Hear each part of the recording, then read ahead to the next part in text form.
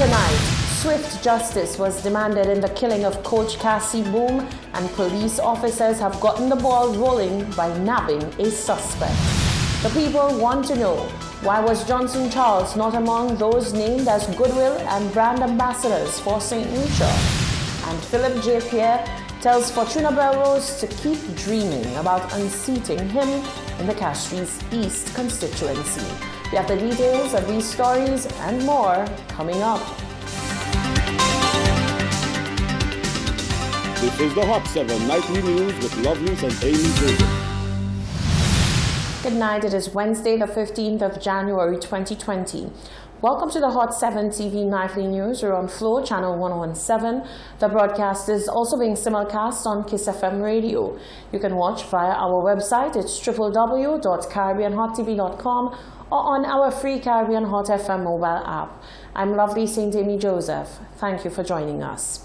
The Royal St. Lucia Police Force has made a stunning announcement in relation to the island's very first homicide for the year 2020. A suspect in the killing is now in police custody. Meanwhile, Acting Commissioner of Police Milton Daisy is singing the praises of the hard-working police force. Rochelle Gonzalez begins our report. In a stunning twist of events, officers of the Royal St. Lucia Police Force were proud to announce that a major breakthrough has been made in the case of homicide victim Cassius Glasgow, who was shot in the head on Monday morning. The incident occurred at a residence in Cedars. A proud public relations officer of the RSLPF, Corporal Ann Joseph, delivered the news to members of the media on Wednesday morning. We're pleased to report that in relation to the first homicide reported this year of Cassius Glasgow, an arrest has been made. There's currently one male in custody in relation to that incident. Charges are actually expected to be raised, or is it just a person of interest? Procedural? No, the individual is actually a suspect. We can say that much for now. When charges are preferred, you guys will be the first to be updated. Corporal Joseph revealed that the individual was taken into custody on Tuesday, one day after the homicide. The PRO said the police force will remain on guard in the community to keep the tensions low. What I can say is we're continuing our policing efforts. We're ready for anything. If it is that occurs, we're prepared for that. But for now, we're trusting in the responsible action of members of the public, and we're continuing to encourage persons to continue controlling their temper and resorting to the proper means of resolving their conflict, which is actually making a report to the police and allowing us to investigate. And as you can see in this case, it has bore fruit. There is somebody in custody. The information is very reliable, and that person is more than likely going to be charged. So allow for due process. I won't say that we're expecting any retribution.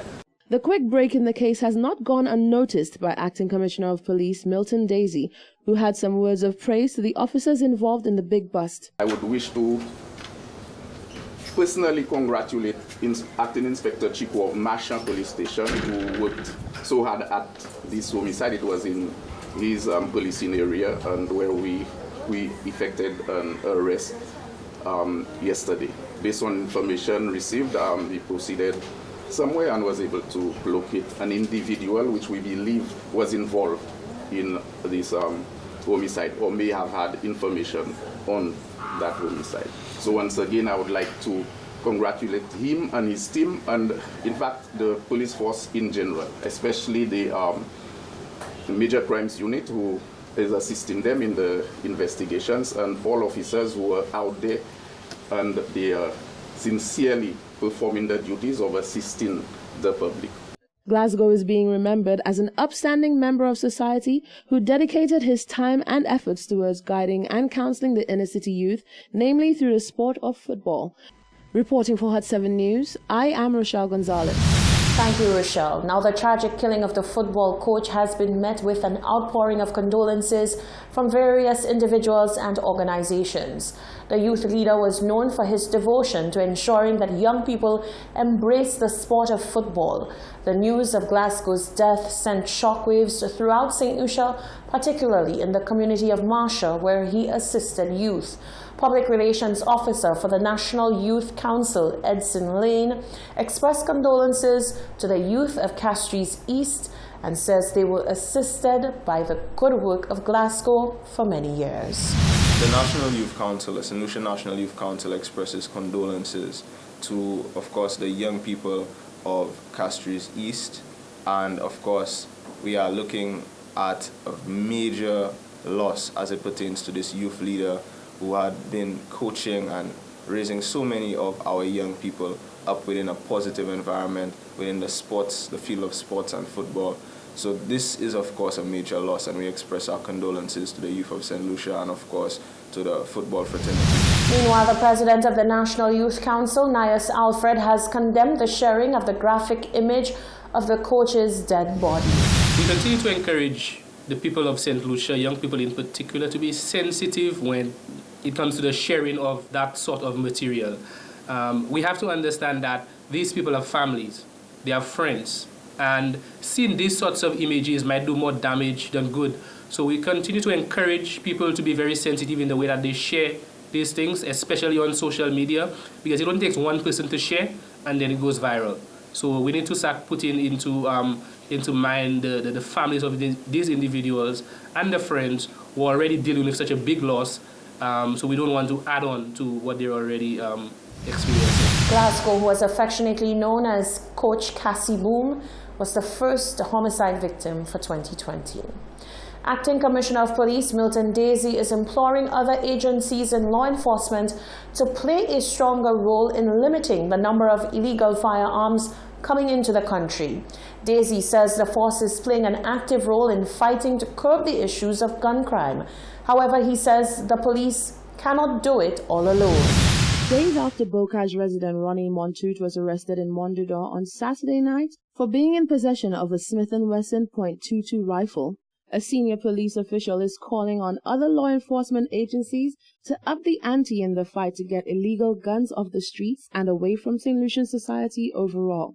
About 8:40 p.m. on Saturday, the 11th of January 2020, Montoute was arrested and charged after police conducted a joint operation and searched his vehicle, where the high-powered weapon along with ammunition was found.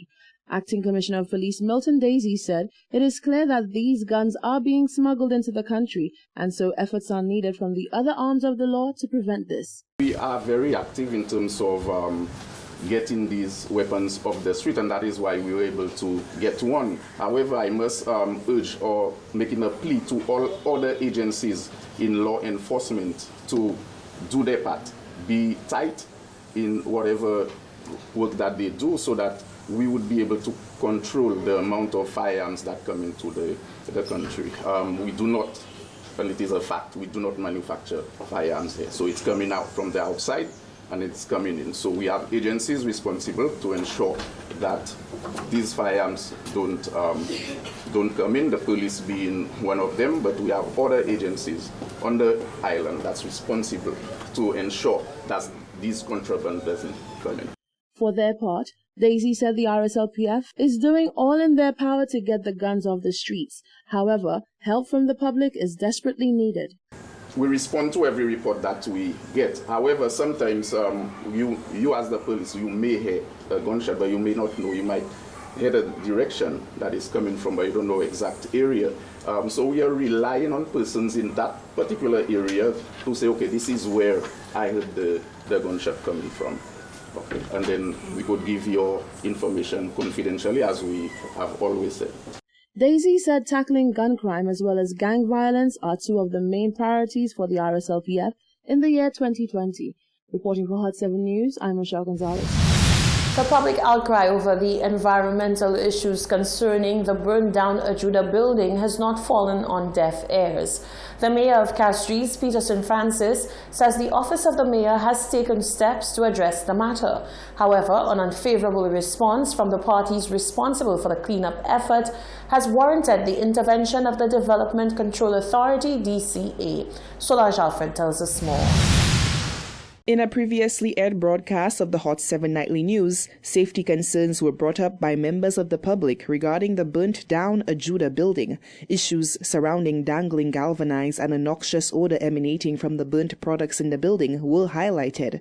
In a bid to understand the aftercare that must occur following a fire, the Hot 7 team reached out to Acting Divisional Officer in the St. Lucia Fire Service Department, Jermaine William, who says typically the cleanup of a burnt structure is the responsibility of the owner of the building. As it pertains to cleaning up after fire, that is not the responsibility of the fire service.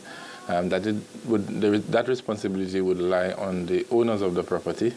And if in extreme cases the owner cannot be located and it poses a danger to the public, the local authorities within whichever community would be the ones responsible for that cleanup. Local authority within the Castries Basin falls under the auspice of the Office of the Mayor. Mayor Peterson Francis says he has been tiptoeing around the delicate issue. However, the growing concerns have forced his hand to seek intervention by the Development Control Authority. I've been trying to be very careful with that, and I've also tried to clear certain agencies.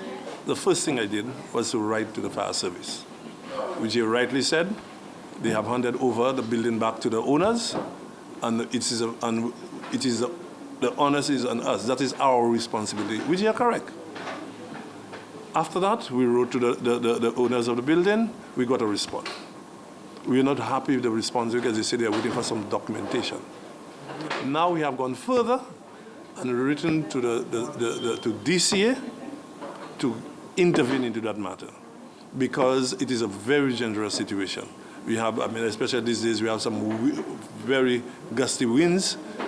People are walking. We had to cordon up the place because people were actually selling under the. We don't know when and it's not any story. Someone was just passing and a piece of concrete just fell. Just luckily they didn't have the person. So we have now sought the intervention of the DCA. So we're expecting very soon, sooner than later, that will be taken care of. The cause of the fire that gutted the Ajuda building on Thursday, November 21st, 2019, still has not yet been determined. Reporting for Hot 7 News, I am Solange Alfred. Thank you, Solange. This is the Hot 7 TV Nightly News. Still to come.